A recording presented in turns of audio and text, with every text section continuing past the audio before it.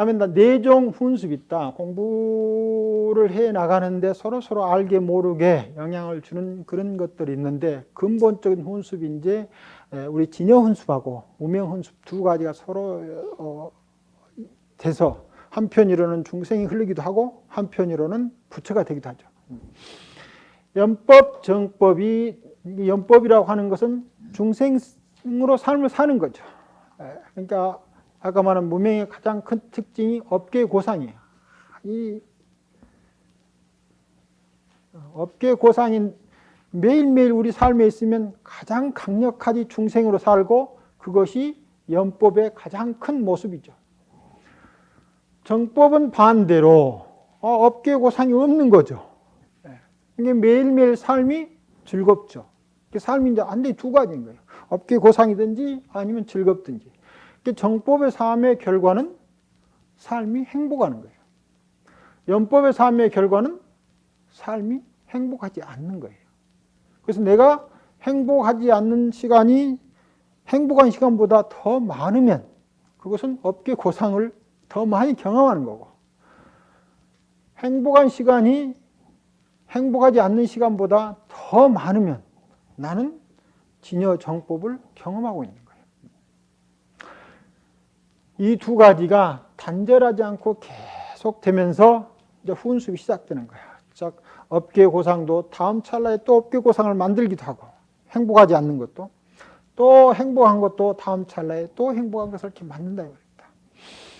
첫째는 정법이니 진여다. 진여는 이제 우리가 가지고 있는 모든 업들이 다 통째로 빠진 상태예요. 업들이 다 빠져 있는 상태. 이게 진여라는 특징이 한 것이 아니고 우리가 가지고 있는 업이 다 소멸된 상태가 진여입니다. 이자는 일체 여민이 무명이다. 바꿔 말하면 세상을 잘못 이해하는 업이 계속 발현되는 것이 무명이에요. 그래서 두 번째 하나예요. 업이 있거나 업이 발현되지 않았거나, 아니 업이 사라졌거나, 이 둘 중에가 서로 가지고 하는데 우리를 훈습시키는 거죠. 세 번째는 망심이니 업식이다. 이것이 이제 무명에서 형성되는 것이 업식이 되는 거죠. 네 번째는 망경계니 그 업식에 따라서 자기가 스스로 경계를 그렇게 만드는 거예요. 그러니까 여기 망경계를 통해서 내가 그것이 망경계로 느껴지는 게 아니고, 모든 경계를 만날 때마다 내가 만들어놓은 업식으로 그 경계를 잘못 이해하게 되는 거예요. 자, 우리가 칭찬과 비난이라는 말을 하겠습니다만은,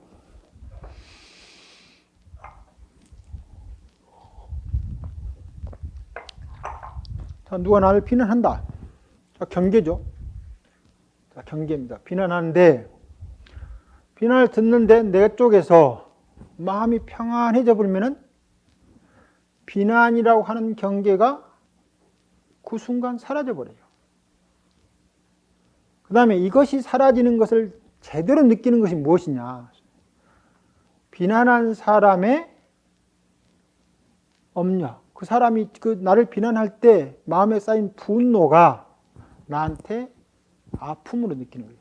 즉, 나를 비난하는 것이 아픈 게 아니고 나를 비난한 사람이 감당할 그 분노의 도끼가 나한테는 아픔으로 느껴지는 거예요. 이것이 비심수행입니다. 자, 그러니 이제 어쩌니까 나를 비난했는데 내가 비심으로 그걸 보니까 그것이 망령된 경계가 아니고 어떻게 하면 서로가 부처의 경계를 만들어낼 것인가를 바뀌어버리는 거예요. 이 경계가 잘못된 게 아니고 경계에 대해서 내가 어떻게 염하고 있느냐. 그런데 우리는 업식에 따라서 비난하면은 나한테 주로 좋지 않는 상대로 상대한다 이 말입니다. 그러니까 내가 업식을 이기지도 못했는데 나를 그 비난한데 내가 가가지고 있겠다. 업식을 감당할 수가 없는 거죠. 그래서 자기 수행이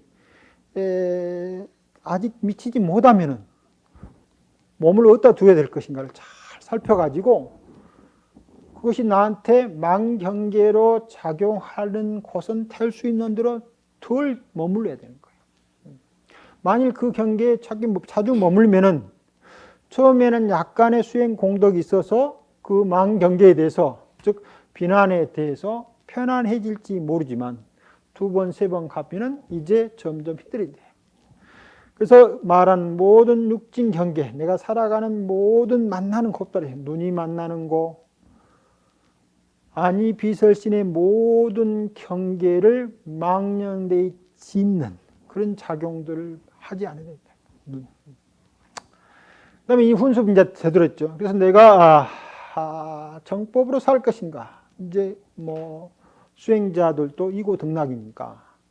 물론 수행자 아닌 사람도 목적이지만 모든 사람들이 그 좋지 않는 삶의 상을 다 벗어나서 정말 바람직한 삶을 산 것이 수행자건 수행자가 아니건 다 그런 목표인데, 그것을 만들기 위해서는 어떤 훈습을 받아들여야 될 것인가 하는 거죠. 근데 훈습의 뜻이 뭐냐면은 향기를, 우리 옷을 향기 있는데 놔두면 그 향기가 배어들듯이 진여정법이라고 하는 것에는 염이 없지만 무명작용이 계속되면, 즉 알아차림을 하지 않으면요, 무명이 있는 것이 아닙니다. 내가 알아차리지 않으면 그것은 염법의 향기를 훈습시키고 있는 거예요. 지금. 그 다음에 내가 알아차리면 반대로 염법에다가 진여 훈습을 시키고 있는 거예요. 그러니까 순간순간 깨어있으면 그 자체가 망념에 의해서 육진 경계가 나한테 바로 직전까지는 만경계로 작용을 했는데, 딱 알아차리면 뭡니까? 진여가 망경계에다가 진여 훈습을 해주는 거예요. 그래가지고 그 비난하는 경계가 나한테 비심 자리로 바꿔서 이제 비난에 대한 것도 사라지고 나한테 비심이 증장돼서 더더욱 진여 정법의 훈습을 시켜준다 이 말입니다. 무명 훈습, 즉 알아차리지 않으면 그것이 염상이 되는 거고, 무명염법이라고 하는 것이 깨끗한 업은 없며, 무명이라고 하는 것은 물든 업이다. 즉 알아차리지 못하고 습관적으로 사는 거예요. 그런데 진여, 알아차림, 깨어있는 진여, 아까 진여를 표시할 때 앞서 뭐라 했습니까? 진여 근본지라고 그랬거든요. 진여가 그냥 정적인 상태로 있는 게 아닙니다. 진여가 근본지로 작용을 하는 거예요. 그래서 정법이, 그 무명에는 정법이 없지만 딱 깨어있으면 바로 무엇이 작용하느니까 진여 근본지가 나한테 현존하는 거예요. 그래가지고 그것이 나를 훈습시켜서 나로 하여금 아주 청정한 작용을 하게 만듭니다. 그래서 깨어있으면 그것이 진여 근본지가 나오는 줄 알고, 깨어있지 않으면 우리는 염법이 나온 줄 안다. 그래서 매 순간순간 깨어있는 이 훈습력이 궁극에 가서는 우리의 모든 삶의 내용들을 청정하게 만든다. 무엇을 통해서? 깨어있습니다. 그 깨어있음을 정념이라고 그렇게 이야기를 했죠. 정념이라고 하는 것이 이렇게 중요한 거예요. 자, 그러면 하두도 뭐라고 부릅니까? 하두 일념이라고 부르는 것이 일념. 하두 일념이 딱 되게 하는 거예요. 그러한 것들이 다 이 염이 중요하니까. 점이라고 하는 것을 주시한다. 주의를 기울여서 보게 한다. 그런데 마음이 작용할 때 제일 처음에 일어나는 모든 곳에서 작용하는 마음 작용이 5가지가 있는데, 그 작용의 두 번째가 자기라고 하는 마음이 있어요. 그래서 이제 우리 몸과 마음을 각성시키는 작용이 팍 발생하는 거예요. 그 누구를 탁 만나는 순간 내 의식이 망념이 됐든 정념이 됐든 간에 그 내 마음 상태를 딱 건듭니다. 딱 건드는 것이 뭐냐면 촉이에요. 촉이면 주의를 그쪽으로 쫙 들이는, 주의를 싹 기울이는. 그래서 뭐가 탁 건들면은 의지가 그쪽으로서 주의를 기울이는데, 이때 이 촉하는 것을 어떻게 받아들일 것인가? 수상사가 있는데,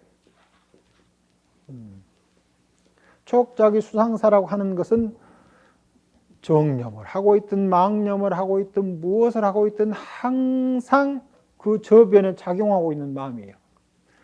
그런데 이런 것이 잘 깨어있으면 이 수가 과거에 촉하는 순간 뭘 떠오릅니까? 기억을 딱 떠올리게 만드는데 기억을 딱 떠오르는 순간 바로 수상이 형성되거든요.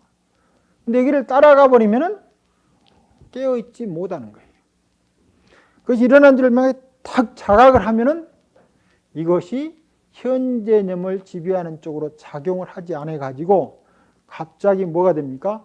올바른 사유가 형성되어 버려요. 그래서 이 정념을 하게 되면은 모든 마음 가운데 작용하고 있는 마음 작용의 수상의 내용을 바꿔내는데 그것이 진여 근본지의 활동으로 바뀝니다. 그래서 한순간 의식을 명확히 깨어있는 것, 이것이 곧 진여 근본지의 훈습을 매 순간 이어가는 거예요. 깨어있지 못하면 중생의 업상을 계속 훈습시켜가는 것이고 깨어있으면 그 순간 진여 근본지의 더하기 부사의 업상의 진여 훈습을 계속 이어가기 때문에 깨어있어라. 이것이 좋네요. 그래서 달마스님이 하는 말 관심일법 총성재해는 관심일법. 마음에 대해서 아주 통찰력을 가지고 깨어있는 것, 이것이 모든 수행뿐 아니라 중생의 업을 다 수용하고 있는 그런 것이다라고 말을 하게 됩니다. 마치겠습니다.